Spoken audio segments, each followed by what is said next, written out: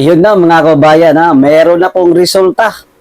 Ang Supreme Court, mga kababayan, na po ang daming iiyak nito na mga bangag supporters, mga kababayan, mga tambaluslos, mga bayaran dyan sa Kongreso, mga kababayan. Oy, mga congressman, sayang naman yung binayad sa inyo. Binasura lamang ng Supreme Court ang impeachment complaint ninyo kay Ma'am BP Sara Duterte. Ayon mismo, mga kababayan, dito sa Supreme Court, unanimously, talagang hindi po nanaig itong mga buaya sa Kongreso, itong panggigipit nila kay Ma'am Sara Duterte, dahil takot sila na makatakbo, no, sa pagkapangulo sa 2028. O kahit na mismo mga kabayan na hindi pa siya absuelto, itong si BP Sara Duterte, at meron pang pwede pa silang maghain ng kanilang complaint sa February 6, 2026, go ahead. Hindi po natatakot. At lalaban po itong si BP Sara Duterte kasabay ng mga solid Duterte supporters, mga kababayan natin. Hindi naman sila hindi na yan sila hindi na yan sa hihinto. Oo. Tuloy-tuloy naman yan sila. Oo, lalo na ngayon at binasura na talaga. Kumusta na dyan? Rizal Virus. Ano na? Di kinain lahat yung mga pagod at paninira mo sa aming mahal na Vice Presidente. Martin Romualdez. Walang ibang ginawa. Kung hindi, nagtatatalino-talinuhan dyan mismo sa loob ng Kongreso. Yung mga pumirmang congressman. Sa bagay, eto mga congressman naman, wala naman silang pakialam talaga. Whether ma-impeach or hindi, basta sa kanila, bayad sila 150 million ba naman kada isang congressman na pumirma. Tsak, no? Panalo na sila dyan. Panalo na ang bulsa. Eto na mga bayan, papakita ko sa inyo itong kakapasok lamang na magandang balita para sa ating mga solid, no, mga DDE supporters, no, na talagang nakikipaglaban, no, sumisigaw na protect BP Sara Duterte. Eto na yun mga kababayan. Eto na po yung video. Wag iiyak ha. Wag na wag kayong iiyak mga bangag supporters, mga buhaya. Eto na po. In a unanimous decision today, July 25, 2025, the Supreme Court en banc declared the articles of impeachment against Vice President Sara Duterte unconstitutional, noting that it is barred by the one-year rule under Article 11, Section 3, Paragraph 5 of the Constitution, and that it violates the right to due process enshrined in the Bill of Rights. Therefore, the Senate could not acquire jurisdiction over the impeachment proceedings. However, the court said it is not absolving Vice President Duterte from any of the charges against her. But any subsequent impeachment complaint may only be filed starting February 6, 2026. The case stemmed from 4 impeachment complaints against Vice President Duterte. The first 3 were filed before the House by private individuals and different groups on December 2, 4, and 19 in 2024. A 4th complaint was lodged by a resolution approved by more than 1/3 of the House members of the 19th Congress on February 5, 2025, which was transmitted as the Articles of Impeachment to the Senate on the same day. This was followed by 2 petitions filed before the Supreme Court challenging its constitutionality. The Supreme Court decision, written by Senior Associate Justice Marvic M.B.F. Leonen, ruled that all legal issues involving impeachment proceedings are subject to judicial review, considering the nature of the offices and the institutions that are subject to impeachment, its effect on the independence of constitutional departments and organs, and its nature as a constitutional process. The impeachment process is primarily a legal and constitutional procedure, but with political characteristics. It may be sui generis, but it is not a purely political proceeding. This means that the Bill of Rights, especially the Due Process Clause and the right to speedy disposition of cases, applies to the entire impeachment process, it said. Although the court does not determine whether an impeachable officer may be removed or disqualified from political office, it emphasized that it has the duty to construe the process mandated in the Constitution. In declaring that the articles of impeachment were barred by the one-year rule, the decision differentiated the first three complaints from the fourth complaint. The first three, it said, were filed under Article 11, Section 3, Paragraph 2 of the Constitution, which allows any citizen to file a verified complaint with an endorsement by any House member. The fourth one was through Article 11, Section 3, Paragraph 4 of the Constitution, through a verified complaint or resolution filed by at least one-third of the House members. The court took note that the House and the 19th Congress did not act on the first three endorsed complaints, which were considered terminated or dismissed upon adjournment of the House. The three impeachment complaints were archived and therefore deemed terminated or dismissed on February 5, 2025. Therefore, no new impeachment complaint, if any, may be commenced earlier than February 6, 2026, the Supreme Court held. Under Article 11, Section 3, Paragraph 5 of the Constitution, no impeachment proceedings shall be initiated against the same official more than once within a period of 1 year. According to the decision, the one-year bar is reckoned from the time an impeachment complaint is dismissed or is no longer viable.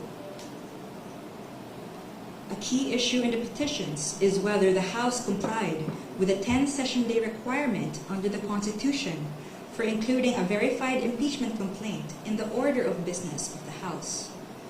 The court ruled that the House was able to comply with the requirement by putting the three endorsed impeachment complaints in the order of business of the House of Representatives, since a session day is not equivalent to a calendar day. It is a period that starts from a call to order until the session is adjourned, regardless of the passage of time.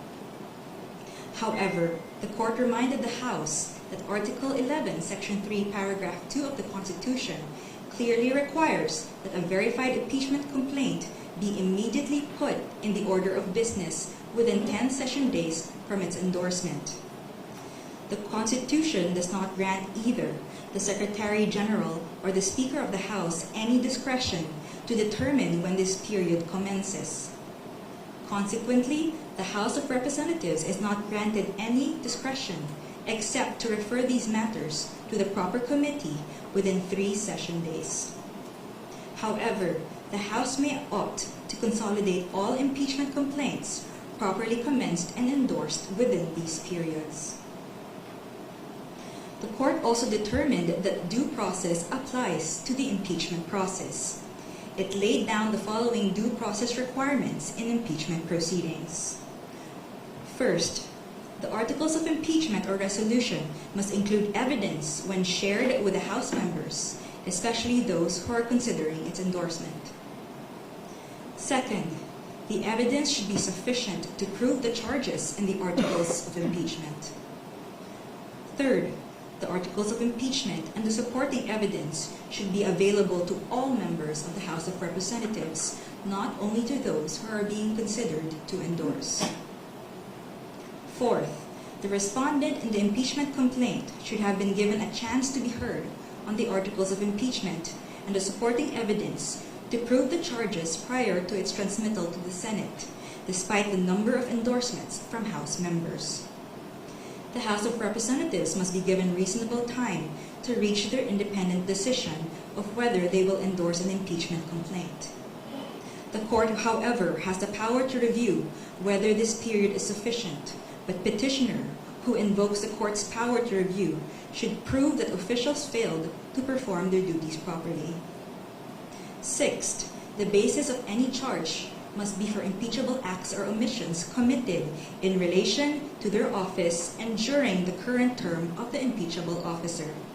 For the President and Vice President, these acts must be sufficiently grave, amounting to the crimes described in Article 11, Section 2, or a betrayal of public trust given by the majority of the electorate. for the other impeachable officers, the act must be sufficiently grave that they undermine and outweigh the respect for their constitutional independence and autonomy. And seventh, to ensure that respondent in the impeachment complaint is heard under the requirements of due process in the procedure under Article 11, Section 3, Paragraph 4, the House of Representatives is required to A. Provide a copy of the articles of impeachment and its accompanying evidence to the respondent to give him or her an opportunity to respond within a reasonable period to be determined by the House rules. The Constitution only requires an opportunity to be heard. It is up to the respondent to waive this fundamental right and opt to present his or her evidence at the Senate trial. And B. Make the articles of impeachment with its accompanying evidence and the comment of the respondent available to all members of the House of Representatives. It is the House, not 1/3 of the House, that has the sole prerogative to initiate impeachment complaints. Thus, there must be some modicum of deliberations so that each member representing their constituents can be heard and thus convince others of their position. The transmittal will only take place upon the qualified vote of 1/3 of the House. We quote from the final note of the unanimous decision. It is not our duty to favor any political result. Ours is to ensure that politics are framed within the rule of just law. We cannot concede the sobriety of fairness inherent in due process of law to the passions of a political moment. Our fundamental law is clear. The end does not justify the means. We understand our history.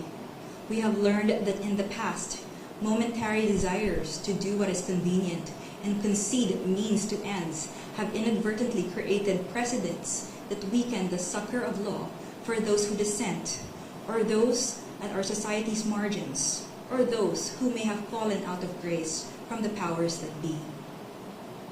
We have learned that the clash of political interests in the past, often disguised by noble intentions, has obscured the need to address the real problems of corruption, inequality, poverty, and disempowerment faced by our people. We will not allow that to happen again. We will not hesitate to declare what is legal, just, and right for our people. There is a right way to do the right thing at the right time. This is what the rule of just law means. This is what fairness or due process of law means, even for impeachment." End of quote. The Supreme Court's ruling is immediately executory. It shall be deemed served on the petitioners and released upon publication in the Supreme Court website and receipt of the parties of their digital copy in accordance with the guidelines on the transition to electronic filing in the Supreme Court. We urge everyone to read the full text of the decision and the concurring opinions. Thank you very much. Hi, Attorney.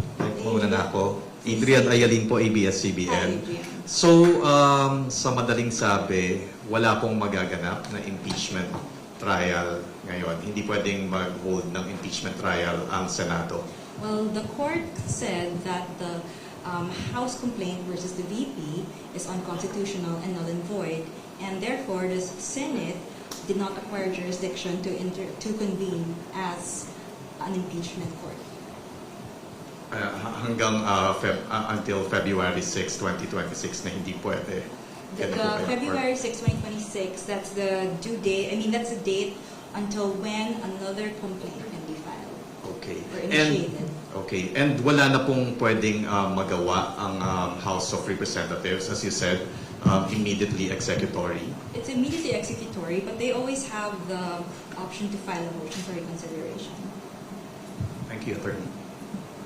Attorney, Ben Punta po sa Philippine News Hi. Agency. To clarify lang, it was a unanimous decision. There was no division among the justices of how they ruled. It's a unanimous decision, although there were two justices who did not vote. May we know the two justices who did not vote? Yes, so that's Justice Benjamin Kagiwa, he inhibited, and there's Justice Maria Philomena Singh, who was on leave.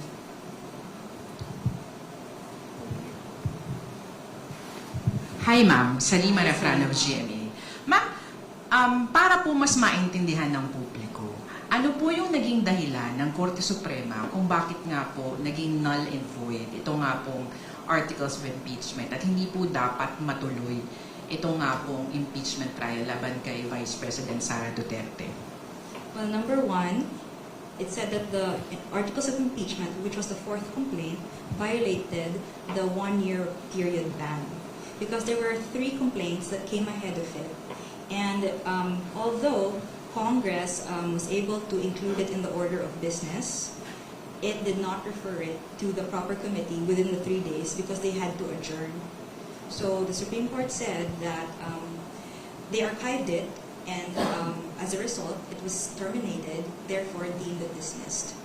So the 1-year ban will start or count from the time it was dismissed.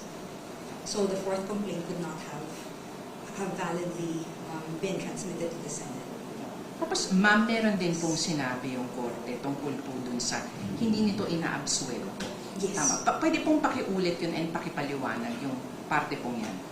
So the court said it is not absolving Vice President Duterte from any of the charges against her. So that means, again, hindi siya absolved from any of the charges. But any complaint for impeachment against her can only be filed by Feb 6, 2026 onwards. Kumaga, pwede pa rin humarap. Pwede pa rin. Hi, Attorney Michael Flores of Reuters. Hi. Attorney, just to clarify, so essentially the decision acts on a procedural flaw on the part of the House of Representatives in initiating the complaint, and it does not really act on the merits or the grounds that were cited in the articles of impeachment, because he also said that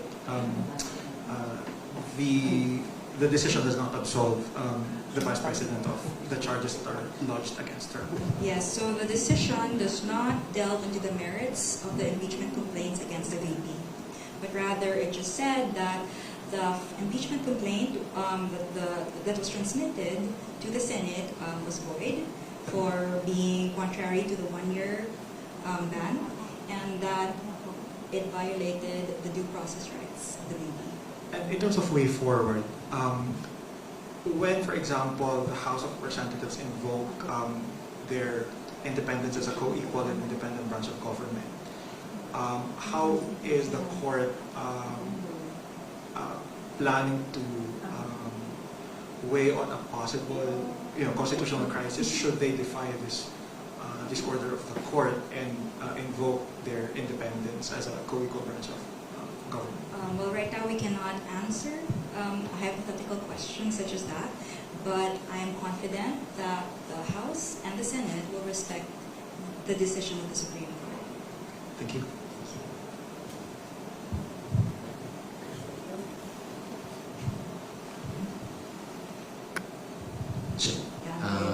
With your indulgence po sa tanong ko, pag ganun ba ma'am, there was a grave abuse of discretion on the part of the Congress, which is a co-equal branch of the Supreme Court of the Judicial Branch. Yes, so under the 1987 Constitution, the Supreme Court was granted the authority to determine whether there is grave abuse of discretion in any part of the government, including co-equal branches. Alright? O, di ba, mga kababayan natin? Anong sa inyo? Ha? Yung mga kalaban ng mga Duterte na walang kapaguran, no, sa paninira kay Tatay Digong, kay VP Sara Duterte at sa mga Duterte, dahil pinopolitika ninyo. Akala nyo siguro makakalusot kayo sa Supreme Court. Ngayon, nasampal kayo sa katotohanan. Mag-antay na lang kayo sa susunod na taon. Tingnan na natin kung talagang uusad ba at talagang mananalo yang pagiging sakim ninyo sa kapangyarihan. Hanggang dito na lamang mga kababayan, maraming salamat at naway patuloy pa din yung suporta natin kay Ma'am VP Sara Duterte at huwag na huwag tayong ihinto sapagkat kailanman nga ay hindi mananaig ang kasamaan sa kabutihan. Sabi nga ni VP Sara Duterte, remember, malapit na po yung 2028. I-claim na natin, claim it na maging Pangulo si VP Sara Duterte. Okay? Hanggang dito lamang, maraming salamat and God bless us all. Bye!